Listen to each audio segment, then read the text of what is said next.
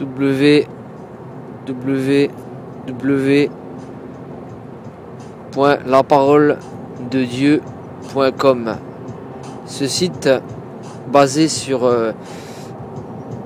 l'application et la compréhension de versets de la Bible. Est-ce que tu peux un petit peu... Comment te le dire, frère? Ce message vient du cœur, partagé, survécu, c'est voulu, c'est pour toi, sœur. www.sourcedevie.com. Ok.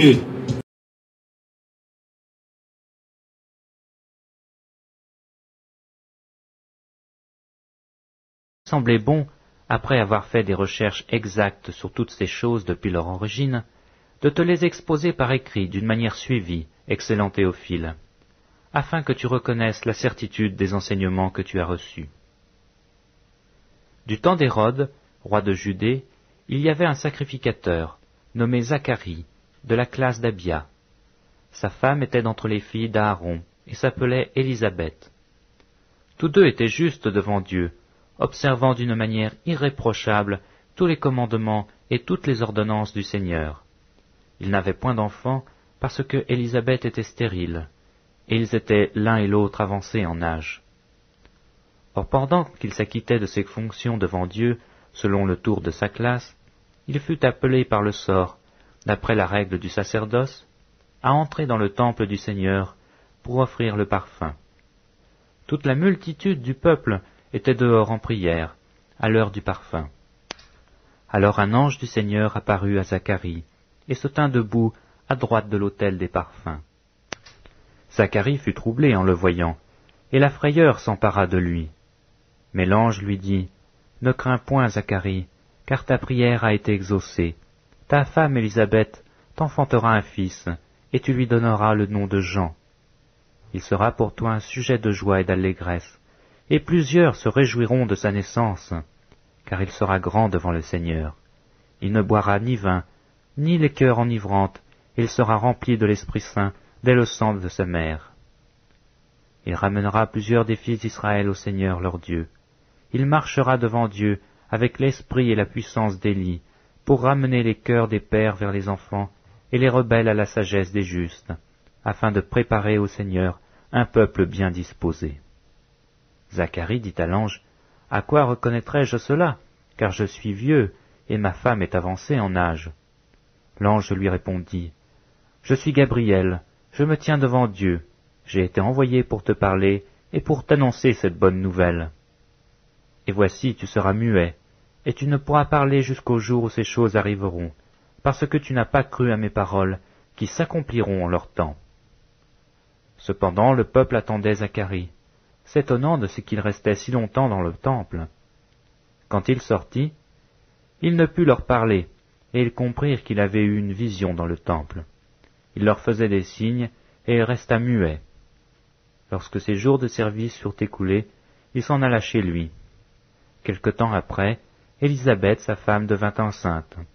Elle se cacha pendant 5 mois, disant, « C'est la grâce que le Seigneur m'a faite quand il a jeté les yeux sur moi pour ôter mon opprobre parmi les hommes. » Au 6e mois, l'ange Gabriel fut envoyé par Dieu, dans une ville de Galilée appelée Nazareth, auprès d'une vierge fiancée à un homme de la maison de David nommé Joseph.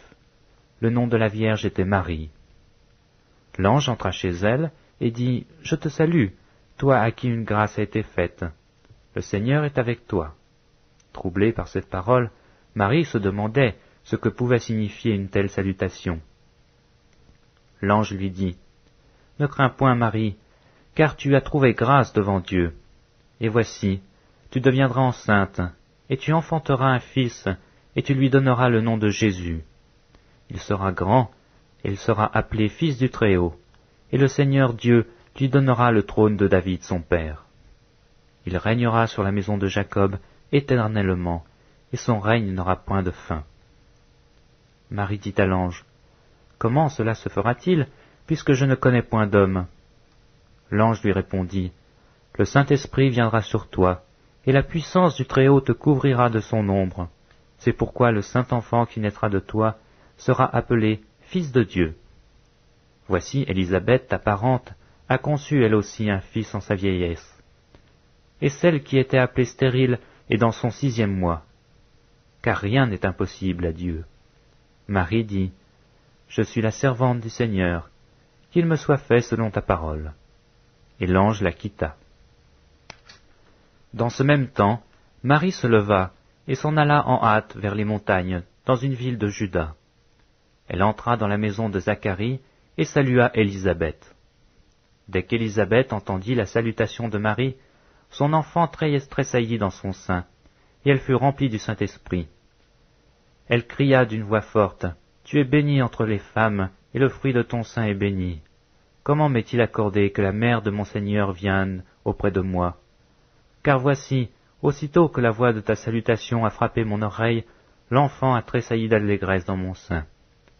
Heureuse celle qui a cru parce que les choses qui lui ont été dites de la part du Seigneur auront leur accomplissement. » Et Marie dit, « Mon âme exalte le Seigneur, et mon esprit se réjouit en Dieu mon Sauveur, parce qu'il a jeté les yeux sur la bassesse de sa servante. Car voici, désormais toutes les générations me diront bienheureuse. Parce que le Tout-Puissant a fait pour moi de grandes choses, son nom est saint, et sa miséricorde s'étend d'âge en âge sur ceux qui le craignent. Il a déployé la force de son bras, il a dispersé ceux qui avaient dans le cœur des pensées orgueilleuses. Il a renversé les puissants de leur trône, et il a élevé les humbles. Il a rassasié de bien les affamés, il a envoyé les riches avides. Il a secouru Israël son serviteur, et il s'est souvenu de sa miséricorde. Comme il l'avait dit à nos pères, envers Abraham et sa postérité pour toujours, Marie demeura avec Élisabeth environ 3 mois, puis elle retourna chez elle. Le temps où Élisabeth devait accoucher arriva, et elle enfanta un fils. Ses voisins et ses parents apprirent que le Seigneur avait fait éclater envers elle sa miséricorde. Ils se réjouirent avec elle. Le 8e jour, ils vinrent pour circoncire l'enfant, et ils l'appelaient Zacharie du nom de leur père. Mais sa mère prit la parole et dit, « Non, il sera appelé Jean. » Ils lui dirent, « Il n'y a dans ta parenté personne qui soit appelé de ce nom. » Et ils firent des signes à son père, pour savoir comment il voulait qu'on l'appelât. Zacharie demanda des tablettes, et il écrit Jean et son nom. Et tous furent dans l'étonnement. Au même instant sa bouche s'ouvrit, sa langue se délia, et il parlait, bénissant Dieu. La crainte s'empara de tous les habitants d'alentour, et dans toutes les montagnes de la Judée, on s'entretenait de toutes ces choses. Tous ceux qui les apprirent les gardèrent dans le cœur, en disant, « Que sera donc cet enfant ?» Et la main du Seigneur était avec lui. Zacharie, son père, fut rempli du Saint-Esprit, et il prophétisa en ces mots. « Béni soit le Seigneur, le Dieu d'Israël, de ce qu'il a visité et racheté son peuple, et nous a suscité un puissant sauveur dans la maison de David, son serviteur. Comme il avait annoncé par la bouche de ses saints prophètes des temps anciens, un sauveur qui nous délivre de nos ennemis et de la main de tous ceux qui nous haïssent.